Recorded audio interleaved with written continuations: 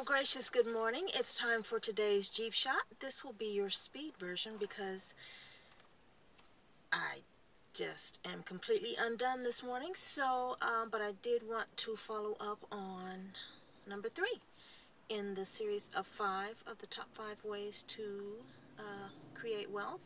If you'll recall, number 1 was public speaking, but not just on your speaker fees. There's some other things that you can do to make a lot of money speaking, so be sure and check that out. Number 2 was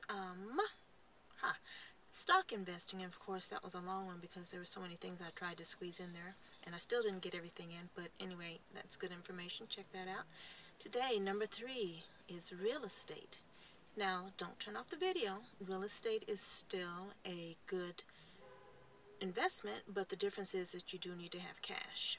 So let me just say briefly, the difference is people used to buy real estate and increase their wealth based on appreciation, but now with the way the prices have fallen, and in some areas are continuing to fall, appreciation is a little bit more risky unless you're 16.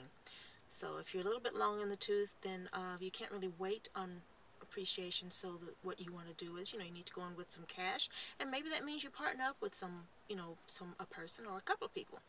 You buy your property because the difference is now you need to actually cash flow. That means you have a positive cash flow after all expenses are paid. You still have money coming into your pocket each month. So that's the key difference, is that now you're buying real estate based on cash flow rather than appreciation. And if you don't have, a pocket full of change, then what you can do is buy a REIT, R-E-I-T, which is Real Estate Investment Trust, which is essentially similar to a mutual fund of real estate investments. So it might be commercial real estate, might be shopping centers, might be hospitals, research centers, or whatever. I should know the name of them, but the person who runs the REIT, they choose particular category of properties, and that is how the money is made. But the benefit of the REIT is that they have to pay out distributions to the investors. So that might actually be, I won't say might, it is actually a really good way to look at investing in real estate, because you are continually getting payouts, which you could and possibly should, depending on your timeline, reinvest in, the REIT. So you buy additional shares.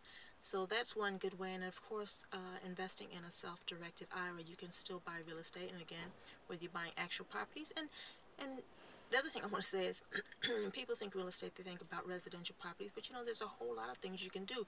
There's land, there are tax liens, there are, like I said, the REITs, there's commercial properties, there's retail,